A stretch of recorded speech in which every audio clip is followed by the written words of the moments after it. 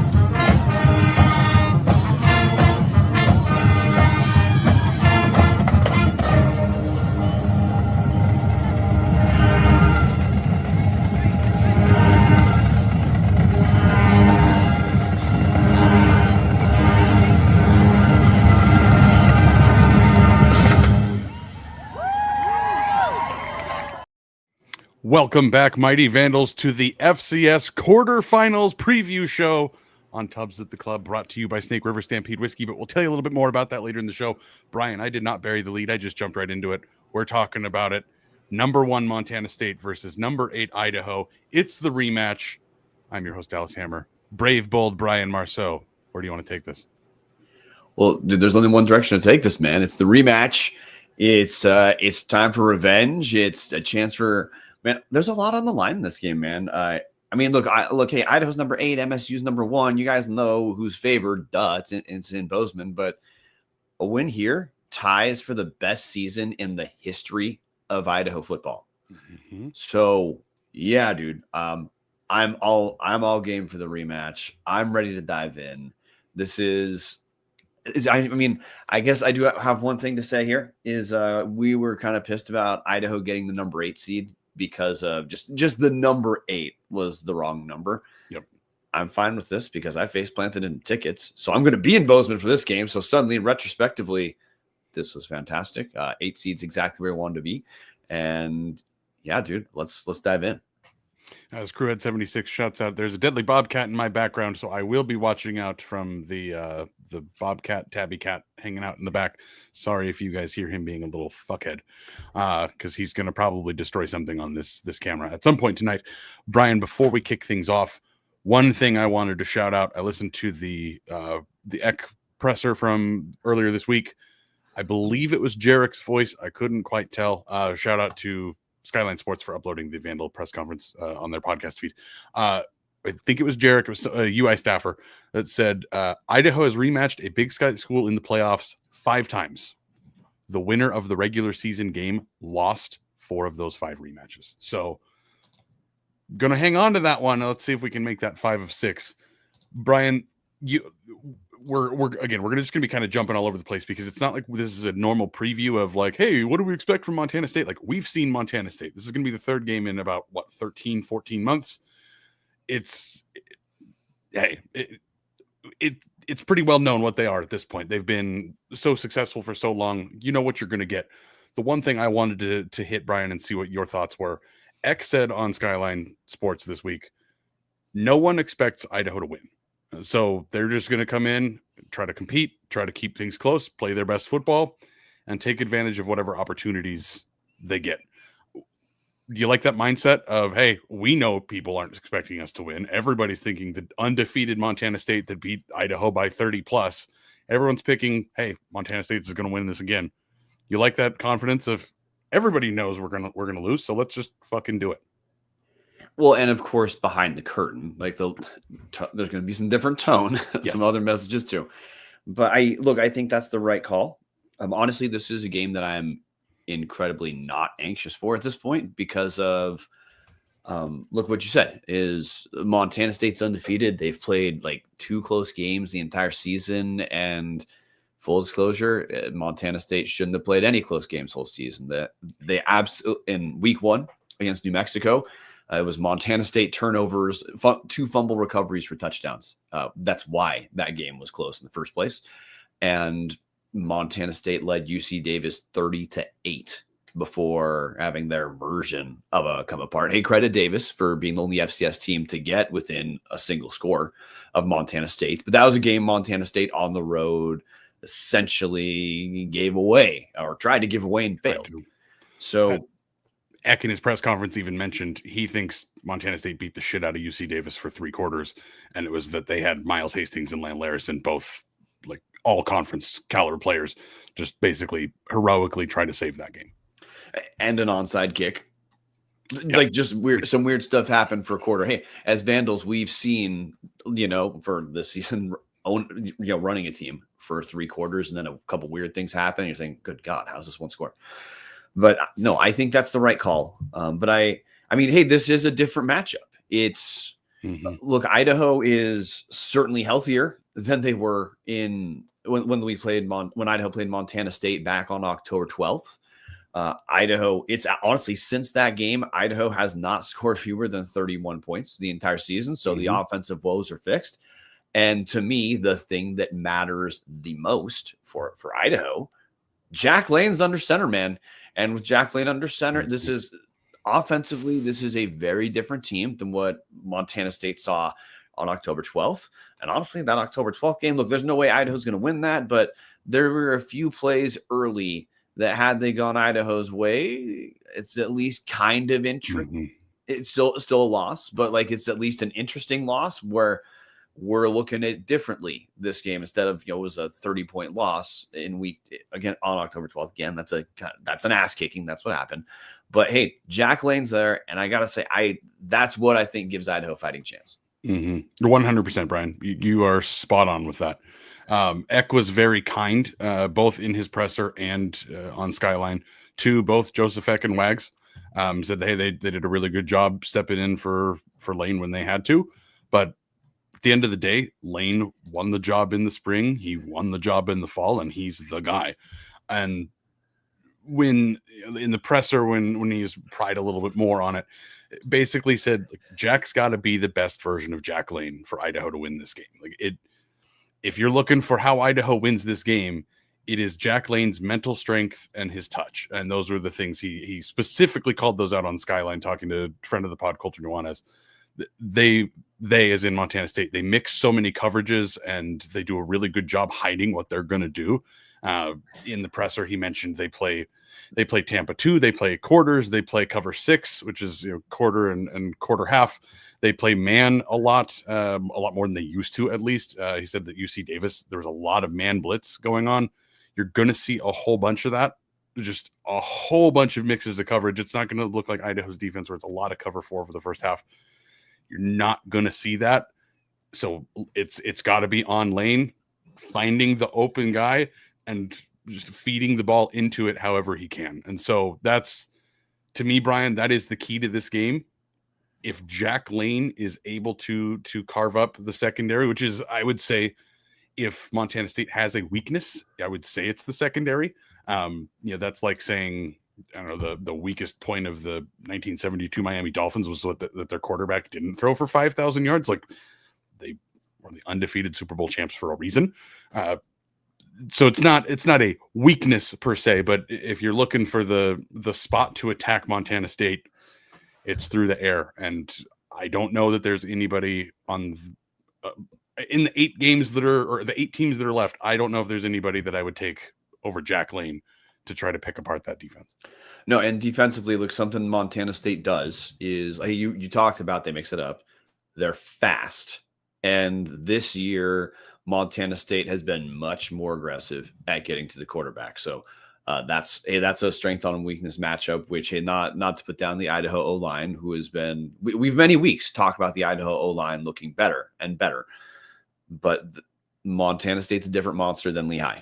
And keeping Lane upright is going to be challenge number 1, which is a pretty tall task for a team with, defensive player, Big Sky defensive player of the year, Brody Graby.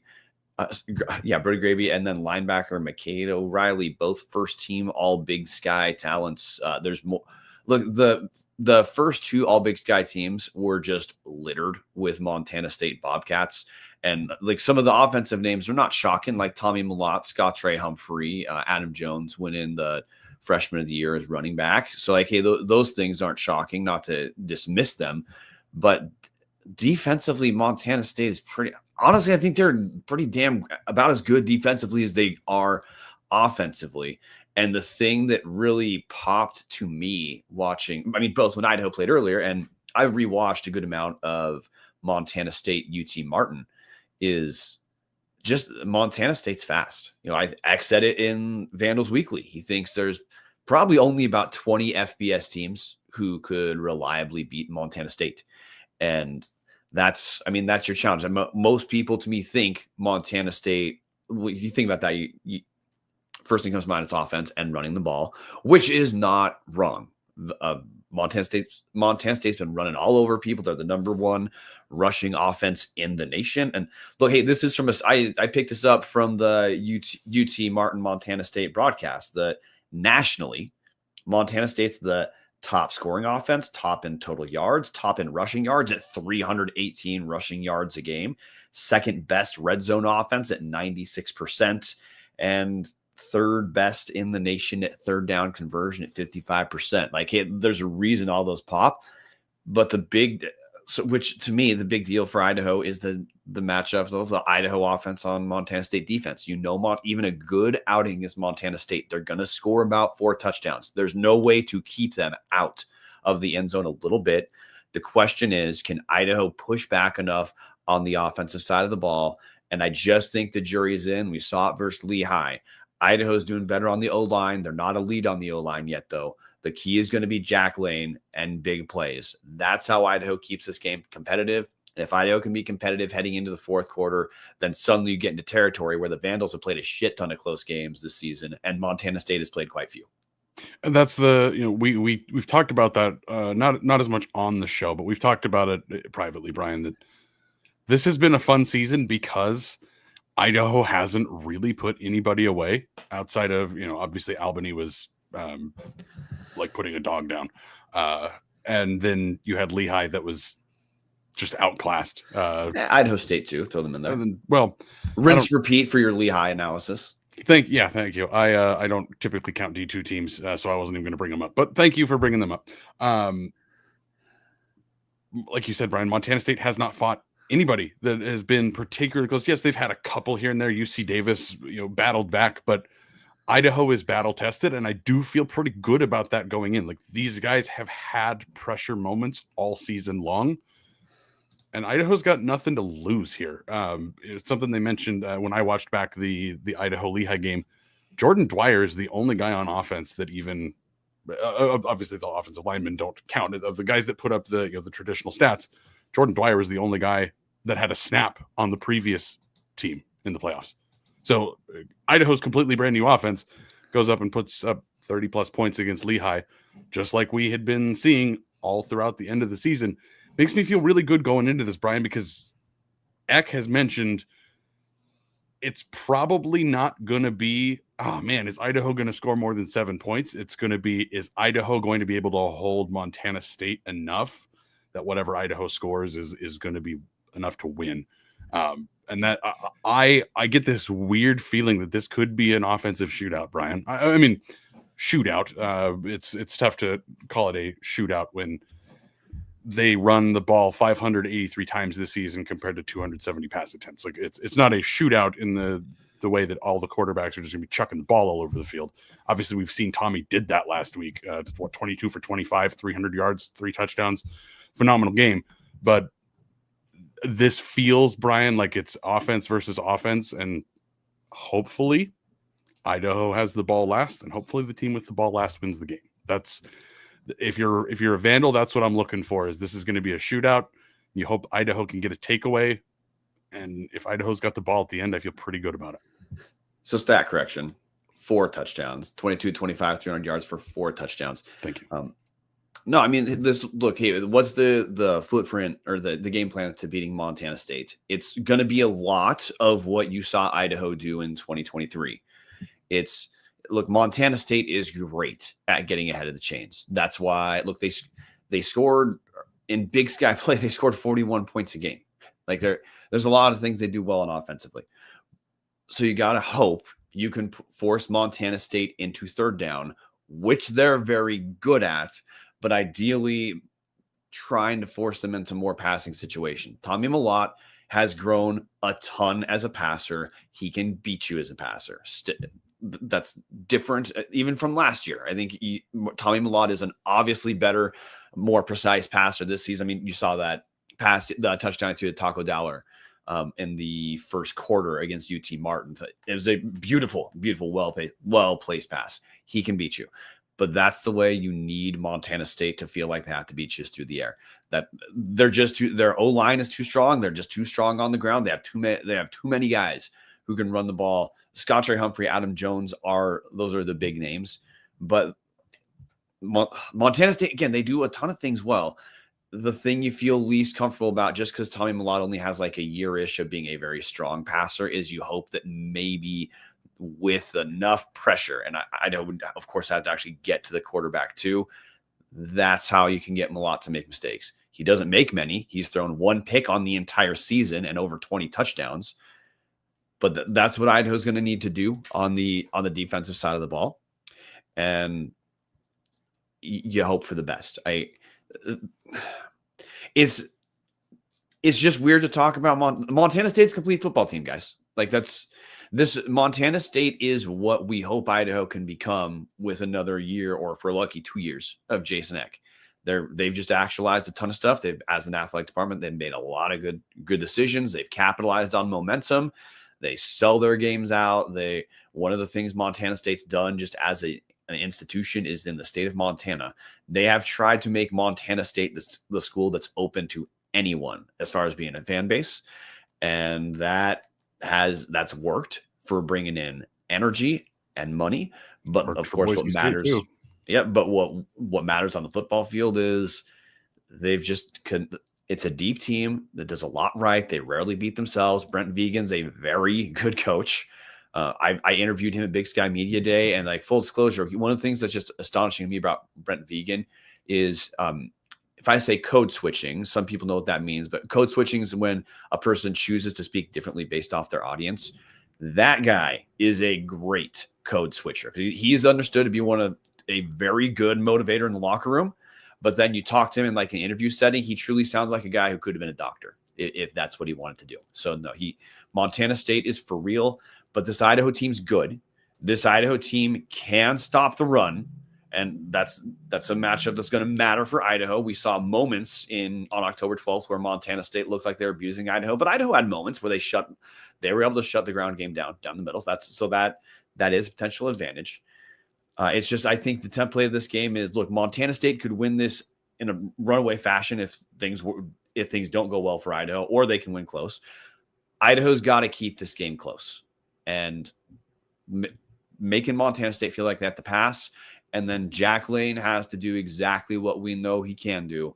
That's the way this game stays close. And again, like we both said it, get into the fourth quarter in the playoffs. You're not used to close games. Suddenly anything can happen. And this Idaho team is battle tested. This Idaho team has had to find ways to win when they couldn't score. So, suddenly having, to me, one of the best passers in the Big Sky, like you said, probably as a pure passer, probably your favorite quarterback left in FCS play. That's an Idaho's credit. And hey, look to the UC Davis game. I know you referenced already Miles Hastings and Landon Larson having big games. Miles Hastings was able to pick apart Montana State in the second half. Went 22 of 33 for 320 yards, 3 touchdowns, and a pick. It can happen. And the only real way we've seen someone pick apart Montana State is through the air. It happened once, and Idaho's got the kind of quarterback who could do it. Mute. You're on mute. I don't know why that didn't unmute. Looking at the structure of their team, Brian, it's almost like they're designed to do that. Their front seven is outstanding, or front six, because they kind of play a 4-2-5 for a lot of what their base has been this year. But they have this incredible ability to send the 4 defensive linemen out in a wide formation and essentially just turn them into 4 pure pass rushers and get at the quarterback while dropping the other 7 guys into whatever zones they want to put them in. They're able to move their linebackers around at will. Now, Danny, apologies while I look up the pronunciation, Ulu Ilakepa, nailed it, did get hurt against the Vandals. So that is at least one thing, like, hey, one of their best players is out. So there's at least that. There's a little bit of weakness, I'd say there. But again, this is such a deep team that it's not the fallout that we saw from Idaho the last few years of, hey, one guy goes down and the guy behind him might not be even 90% of what was there. That hasn't been the case for Montana State, especially their offensive line, where they had 4 guys named to all-conference teams. 2 of their backups were previous all-conference guys that just were hurt this year. Like, there's just depth. It's on both sides of the line. It's insane, Brian. For Idaho, what this means is you have to get Montana State out of what they're doing. This is kind of the point that we've been circling around for the last 20 minutes. You have to get Montana State out of what they are typically going to do to you, which is just run the ball right at you and just chew you up and spit you out. How do you get around that? You have to take a lead early. If I'm Eck, that coin flip is going to mean a whole lot. I want that ball immediately because I want to go put points on the board and hope that they are playing catch up the rest of the night. If they build out to a lead, like that's when it's all over. I think the reason Idaho won in 2023 is because of that 10-0 lead. They were able to open up, kept Montana State kind of just off of their game, and then held on to win at the end when Vonnie hit Hatton on that incredible pass. But for me, Brian, that's what I'm looking for. Idaho has got to score first. They have to score early. And Keyshawn James Newby has got to have the game of his life because if they can get to Malott a couple times, that's going to be the key. There's only going to be a couple chances to make Montana State have a mistake, whether it be a Tommy's second interception of the year is what we're looking for, or again, a couple sacks to ruin some drives like that. That's what you're looking for, because you got to put them into long third downs. You got to keep them in a spot where they have to keep considering throwing the ball. Yeah, so Kevin Marshall in the comment section saying UT Martin gave Cats a hard time in short yardage in the first half. Vandals D-line is as good. Yeah, I'm with you there. Now, that does bring up to me a second point for Idaho that's a key. Tommy Malott has not been running the ball as much this year. And, hey, against UT Martin ran 6 total times. Malott absolutely abused the Vandals on the ground on October 12th. Ran for 2 touchdowns, over 140 total yards, and 2 touchdowns. So that another key is like, hey, if Idaho is going to get into third and long, listeners need to know Montana State is a home run threat because on third down on the ground, because of what, again, like the running backs we talked about. Scott Trey Humphrey's good and Adam Jones is damn fast, but because of how strong their O-line is and because of to again give credit to Brent Vegan. He's a creative dude as far as being a play caller. Montana State runs a lot of misdirection, and they have 3 home run hitters just in the running back room. That's not counting their wide receivers, who you will see. Against UT Martin, Montana State ran a wide receiver pass, and you're gonna see some sweeps as well. The wide receivers get involved on the ground game too, but lots of home run threat on third down on the ground due to misdirection, and keeping Michalk contained this time round is going to be a huge deal for keeping this game close. Idaho's got to hit some home runs, big plays, like we referenced. That's kind of how Idaho's been the whole year, though. I mean, like even against Lehigh, there were a few sustained tries, but 3 of the touchdowns came on real long pass plays. Idaho's going to need to convert on some of those. And on the inverse, they're going to have to force Montana State to be successful on sustained drives while keeping a guy like Tommy Michalk from breaking the game open, which is not something Idaho could do the first time, but this is a different matchup. The energy this time, I think, favors Idaho. And I'll throw the wheel to you on this one, Dallas. I'm sure we're in the same way. The October 12th game, Montana State had a year to simmer on losing in Moscow. And yeah, they got their revenge on October 12th. No pushback there. But I don't think that energy was insignificant to what we saw in Bozeman in October. And I just think the dynamics are different now come playoff time. Yeah, I couldn't agree more with that, Brian. After losing that game, which is honestly probably the reason that their season ended as poorly as it did for them last year. Outside of special teams gaffes, they beat Idaho in the Kibbie Dome like they probably should have. They're probably not playing North Dakota State in the second weekend. They had a year to sit and stew on this game. Patty Franks in the comment section, they leaned really hard into the revenge game aspect in October. I think we saw that with the Vandals, with Albany coming to town. A little bit different situation, as it was a playoff loss and then a follow-up the next year, and not conference opponents. There's not as much of a rivalry there. But very similar to like, hey, we got another chance and we're going to beat you into submission like we should have. It's a little bit harder to beat a team twice. It's much, much harder to beat a team twice in 1 year. And when you don't have that emotional get up like you did, now your emotional get up is undefeated national champs. It's a little bit different than going into it being like, hey, we got to show these guys last year was a mistake. This year, it's every single game you have the same motivation. You have to win, you have to win, you have to win. And obviously it's the tournament. Everybody has the win or go home mentality. But I do see that as a huge advantage for Idaho. Like, this is not going to be this huge emotional, wow, we got to get back at them for what they did last year. Now it's, hey, we kicked the shit out of them 2 months ago. Let's do it again. It's a total different Vandal team coming in. Totally different offense with Jack Lane at the helm. I feel pretty good about it, Brian.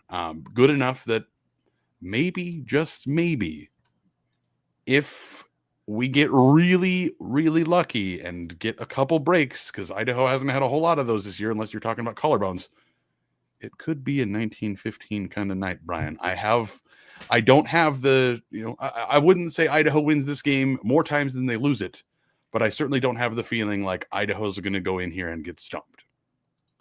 I was so waiting for you to throw up. There we go. So, if Idaho wins this, again, like you tie the best season program history, that's a Snake River Stampede 1915 small batch night. Either way, like you go Snake River, you can't go wrong. You get the stamp. Both are double barrel finished. Both are 3-grain whiskeys, 80% corn, 10% rye, 10% malted barley. And both of them, whether you want the entry-level Stampede or you want to buy the small batch 1915, they are 2 of the best buys you're going to find in Idaho State Liquor Store. I always keep at least 2 bottles in my supply. Grab yourself Snake River today.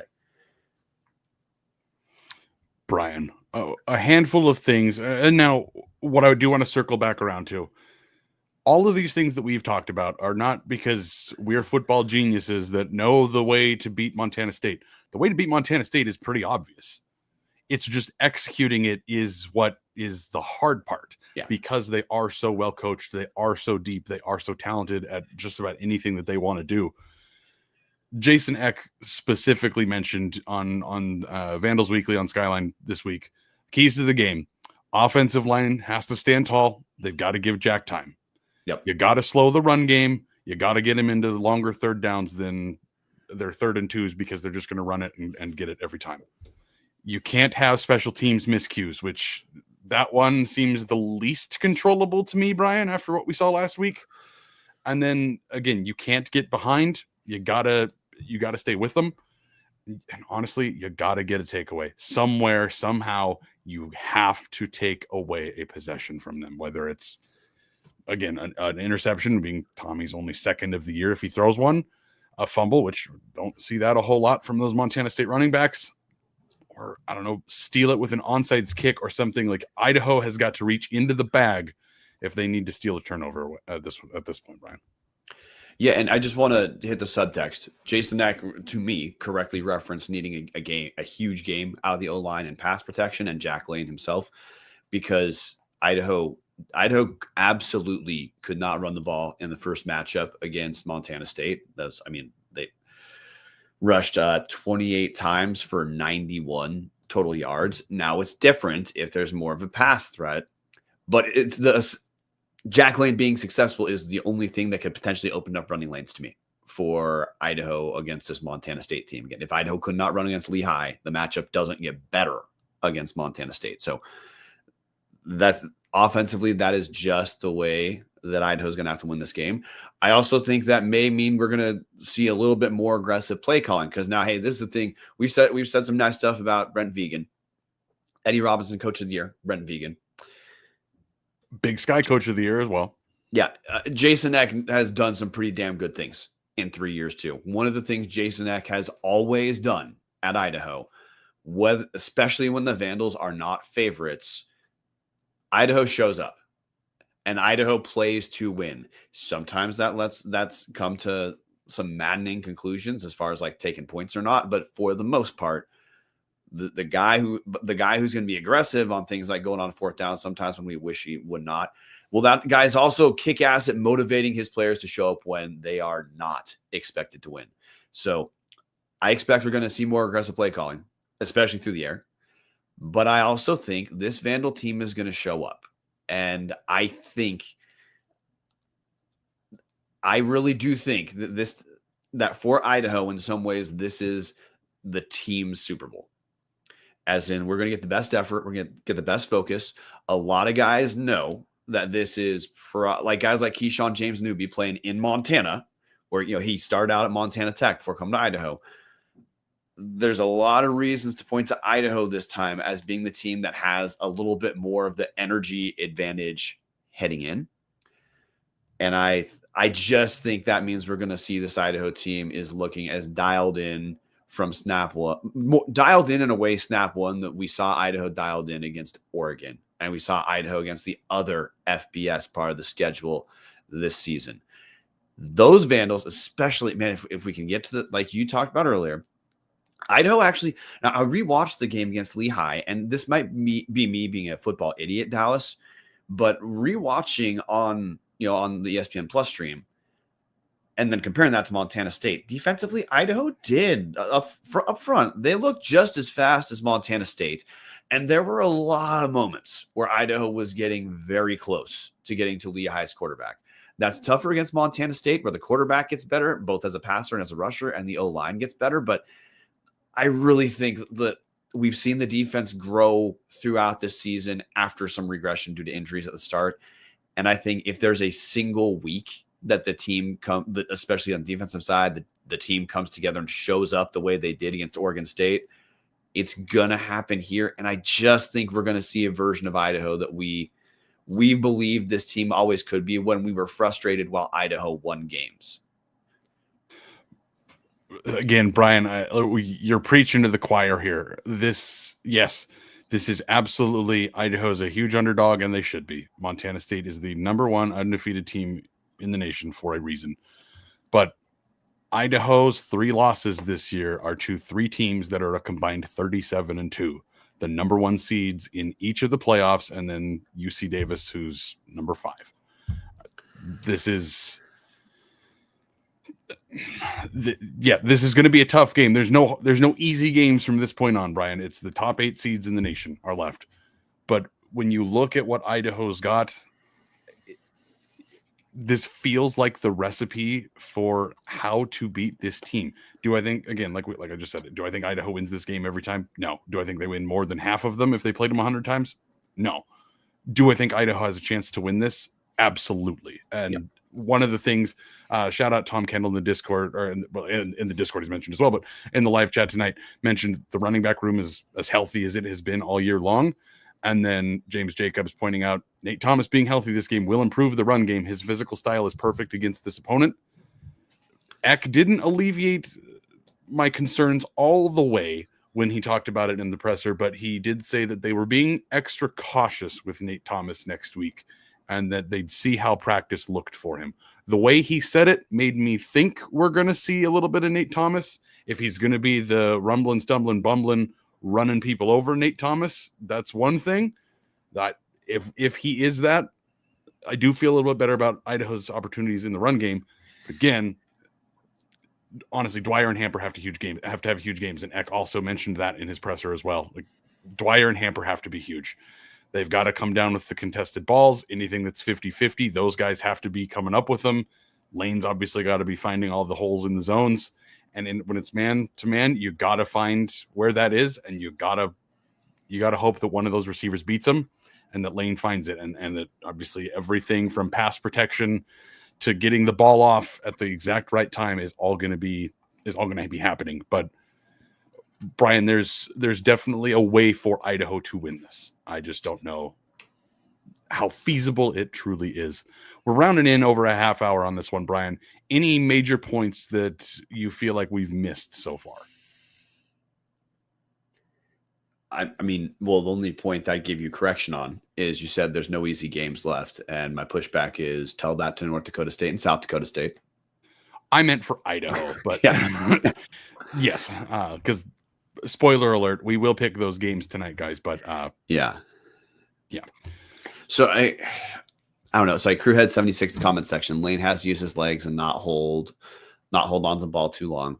I mean, like you're hitting a point that we're talking about is Jack Lane offensively to me is going to be the guy who can win this game for Idaho. His skill set, I think, is the skill set you need as a quarterback to be able to be successful against Montana State. And again, point to Miles Hastings as what he did in the second half against Montana State earlier in the year. That's pretty much the only example of Montana State being beaten, being kind of abused by any single player.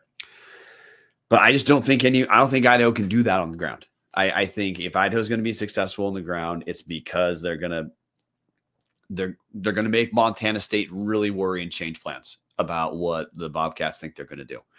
So long as O-line can give Jack Lane enough time. And like you said, Lane's great thing about Lane is he does cycle through those progressions well, and he does it quickly. Every once in a while, he does hold on to the ball a little bit longer than you wished. Whatever, it's his first year as a starter. The other benefit to me that's different about trying to scout Idaho, especially from the Montana State perspective, is not only did Jack Lane not play in the first game, but Jack Lane has not actually played that many games this season. I feel that his growth curve is different than most other starters in the FCS as a whole. So I still think there's certain developmental leaps Jack Lane is in the midst of taking right now. We got to hope one of those just happens in Bozeman. Bryan, you know what else also happens in Montana? Well, I do know that not knowing who your quarterback is on week 13 happens in Montana, just a different part. I was actually going to say you send a quarterback out of town and then he ends up going on to have a statistically career year and be an award winner and a fringe award winner nationally because of getting away from his dumbass coach. But what I was actually going to say, Bryan, is you can find a great all-inclusive week-long vacation right there in your backyard. Montana and Idaho, Hughes River Expeditions. They're Vandal-owned, they're Vandal-operated since 1976, and they're ready to take you on the vacation of a lifetime. You can enjoy a multi-day trip down the middle fork of the Salmon, the main Salmon River of no return, the Salmon River Canyons, or the Selway. You can check out special trips like one to see the Perseid meteor shower. You can camp on those pristine beaches. You can run amazing whitewater, hike the scenic trails, spot the wildlife, soak in the natural hot springs. And like I say, every single show, guys, if you're into fishing, some of the most remote stretches of river in the entire United States. Just bring your clothes and HRE is going to handle the rest. Grab a paddle, catch dinner, and ride the bull all throughout the Gem State, or again, Montana too, because they do have a Montana phone number. Call them now, 406-540-4450, or check them out at hughesriver.com. We should hit the comment section for a second, because we have had some keys to the game published in the comment section. One, I have to hunt it down, but James Aldrich did bring up that Idaho is undefeated in games he's been at, and according to my own research, that same James Aldrich, as you can see on the screen if you're a viewer, is going to be on the sideline this week. Other things pointing in Idaho's way. I mean, this is just karma, but I face planted into box seats, so that has to be a good omen for Idaho. I've never been to Bobcat Stadium, and I'm going to be comfortable, even though it is cold as hell, for no reason of my own, again, other than dumb, stupid luck. So I don't know. I mean, we also have Tom Kendall talking about referencing Dallas. You're going to be there. You said in section 107, right? Correct. 107, along with Tom Kendall, Nick Weber. I think there's a whole bunch of people, in our Discord that are all going to be in 107, trying to be as rowdy as we can. But Brian, for me, I think Idaho's got a great chance at this because you, Tom, and myself all had to put cats down in the last handful of weeks. What better way to avenge all three of their losses by taking a shit in that litter box? Go Vandals. Just saying. Just saying. Just saying. Jason Mayer in the comment section. Brian in the athletic director's suite. I would love to see that. Brian, let's make it happen. We have a great relationship with the athletic department and Terry Golick. I really want to see how many people we can cram into Brian's box, coming from Nick Weber. Nick, I will do some research, and I promise I'll get back to you. Love that. Nick, you're going to be there, right? Answer in the comment section. Yes, but yes, he's in the yes. Nick is definitely going to be there. Tom Kendall, in honor of Tippy. Let's do this. Go Vandals. Brian, we are 40-some minutes in. Let's talk about the 4 games going on in the entire FCS, and then we'll circle back for final points and predictions of our Idaho score. First game, this one's going to be a close one, Brian. Mercer at North Dakota State. Yeah, North Dakota State is going to handle business against Mercer. Like the one thing you might say is that North Dakota State, they're not as strong defensively this year as they have been in previous years and previous championship runs, but that they're not Idaho State out there. And I think Mercer's mission is to prove they did not deserve to be the 6th seed, and I think they will be successful. Yeah, I mean, they lost to Alabama 52-7, so congrats. But there's nothing about this team, Brian, that screams they're going to compete with North Dakota State. Not many teams have done that over the last decade. Yes, North Dakota State is not quite the same as they have been over, again, this last decade plus of dominance. But until somebody in a small conference or smaller conference beats North Dakota State hard and tangible, like that was an ass kicking from front to back, there is no chance I'm going to pick a SoCon team to beat North Dakota State in Fargo. It's just not going to happen. Well, I just think power football is NDSU is a tough team to out power football. Yeah. So I like it. Kevin Marshall in the comment section. Mercer does have the number 1 rushing defense in the country. 2 first-team all-SoCon DBs. They would beat you. I don't know about that, and I definitely don't know about them beating North Dakota State. Certainly, I mean, again, they went 11-2 for a reason, but I just don't see it being a 4 quarters of Mercer's defense giving North Dakota State problems, which is the same thing Patty's saying in the comment section. I can see the Mercer D giving NDSU issues for a while, but I think they're too good offensively for Mercer to keep up. I'm going to respond to Kevin's comment differently. Kevin, the dismissal you're hearing in our voice is more us just being annoyed about the seeding number at the end. Mercer is obviously a good football team. Their strength, like they're obviously strong defensively. I just don't think the matchup with North Dakota State's good enough. So, Martin, same thing. Martin's picking NDSU. Bryan, another game that I don't know is necessarily going to be the closest game. Incarnate Word at South Dakota State. I do think there's a chance this is the uglier of the two games. I know Incarnate Word can score, but there's a lot of things South Dakota State does well.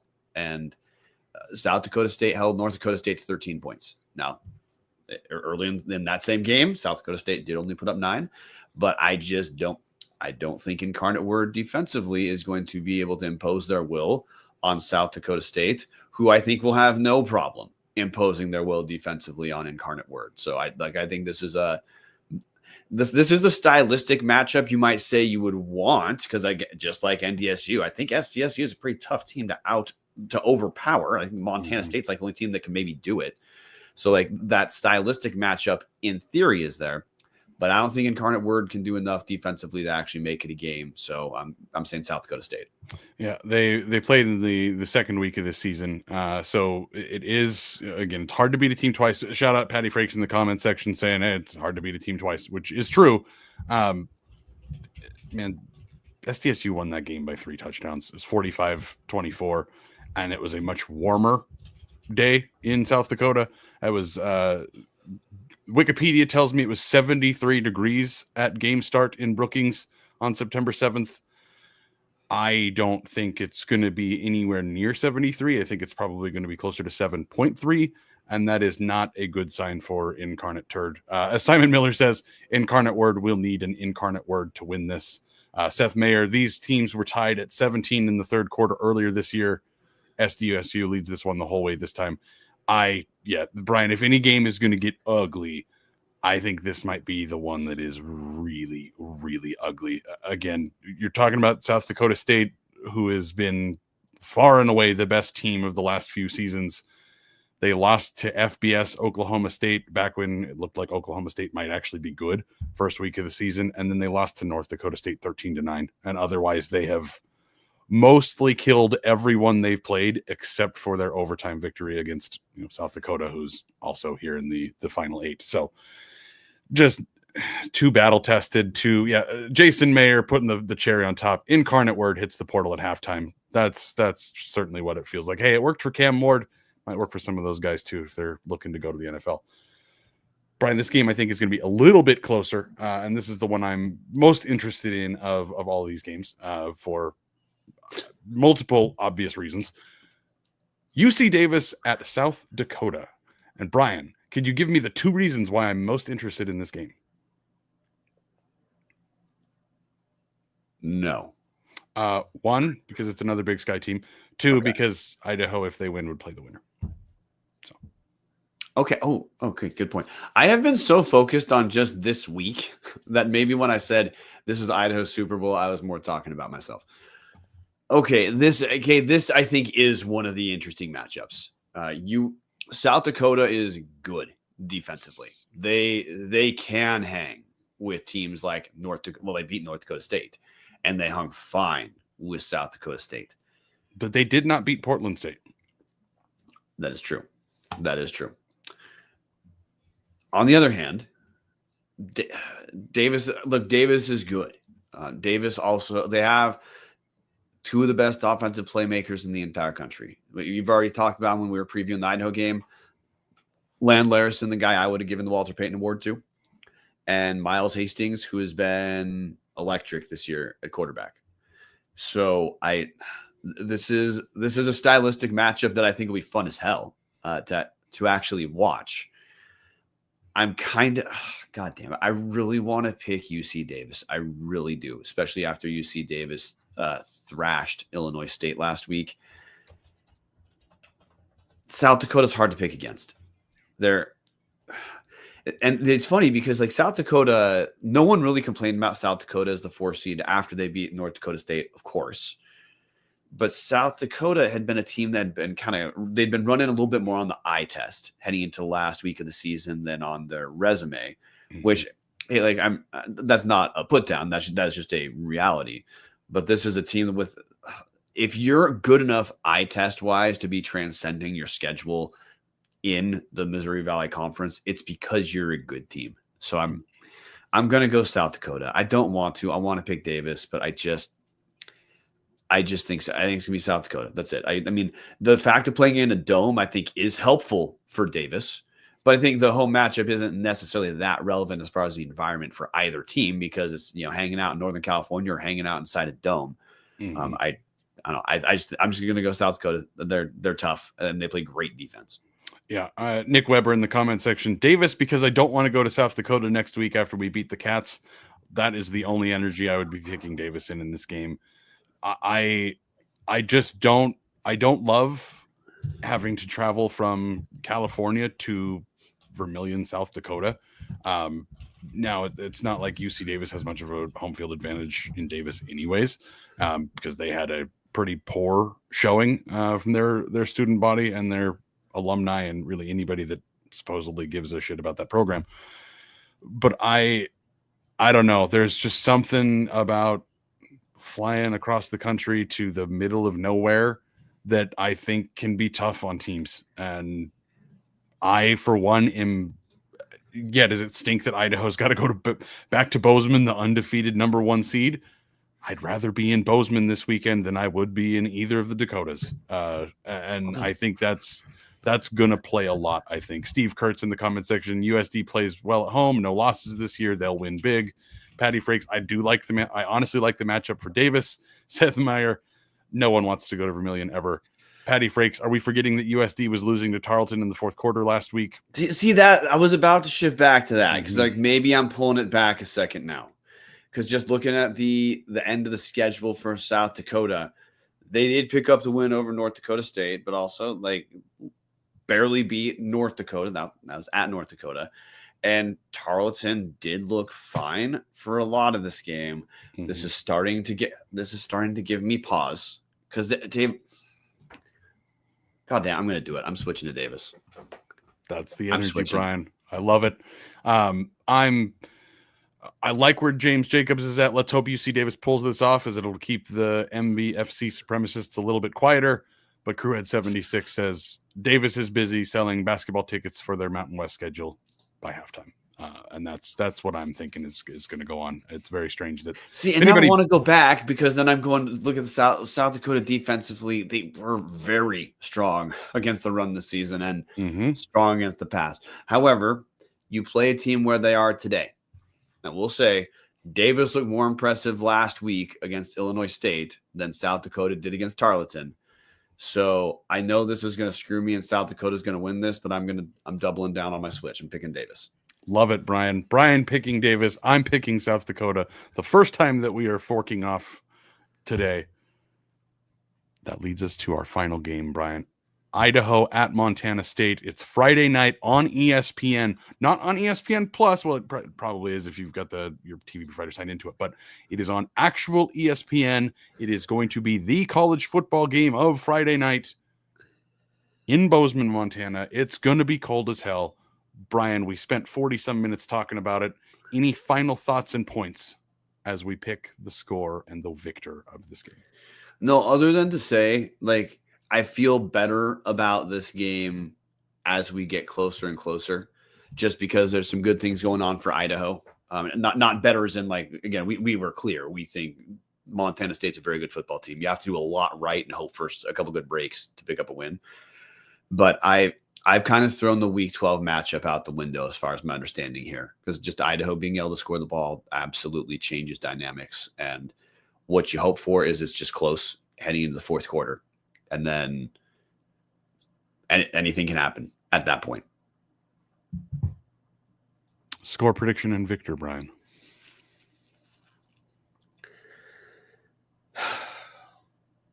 Or I'll give you the quick reprieve. Would you like me to give my final thoughts before picking? Yeah, sure. So, guys, Eck said it in the press conference, and he was spot on. Montana State has virtually no weaknesses, and Idaho is going to have to play probably the perfect game to be able to pull this off. And that's honestly what Idaho's got to do. If you're going to win this game, you've got to win the turnover battle. You have to keep them in third and longs all game. Dwyer, Hamper, Keyshawn James Newby, Dallas Afalava, the names of the Vandal team are all going to have to be huge. Man, Scott Trey Humphreys dinged up, but they have Adam Jones right behind him that is phenomenal. Is it Julius Davis? I don't remember his name off the top of my head. I should have done better research on that. He was there. He played a lot more previously. He's dinged up. I think Rohan Jones is dinged up. Like they do have a handful of guys that aren't at full health.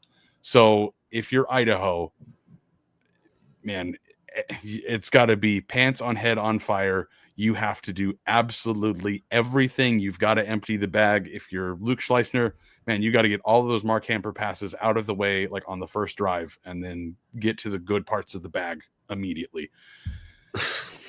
I know Idaho's going into this. They know what they've got to do. It's pretty simple to know what they have to do. It's executing it. I thought last week was one of the better games Idaho has played in quite a while. I thought defensively they looked quite good. I know that in a game thread it's easy for the reactions to be, why is Idaho not playing like they did against Oregon? Well, I think Oregon kind of went into that game a little low because they're playing an FCS opponent. We're not going to quite see that again. But what we are seeing is Idaho doesn't make a lot of mistakes defensively. No. As long as they tackle well and don't blow any massive coverages, this is a team that can fight with Montana State. Yeah. Do they beat them week in and week out? No. But you only play once. There's something about having Jack Lane back there that just makes me think this is going to be a completely different Idaho team than what we saw 2 months ago. Yeah, Bryan, I'm gonna pull the trigger then. I'm picking Idaho 31-28. I think Idaho is going to pull off this crazy upset. There's just something in the back of my head that is telling me there's something different about this team when Jack Lane plays. They have gone through the fire this year. They know how to win a close game. You can't really make a metric of that, but Idaho has gone through it this year. They have seen everything you could possibly imagine. How many times do you have a quarterback go down from a broken collarbone in a season?